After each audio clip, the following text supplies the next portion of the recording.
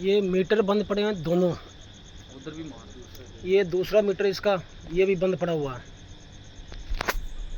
दोनों मीटर बंद हैं और 630 का ट्रांसफार्मर है केवी का। फ्लोर मिल है, राणा फ्लोर मिल डायरेक्ट चल रही है इस वक्त। ये इसकी आउट जा रही है, ये इसकी आउट तार जा रही है और ये इसकी डायरेक्ट सप्लाई है। ये डायरेक्ट सप्लाई जा रही है ट्रांसफार्मर से डायरेक्ट। उधर भी मारो जरा, पूरे ट्रांसफार्मर 630 के भी जो अंदर वेल्ड होया सारा,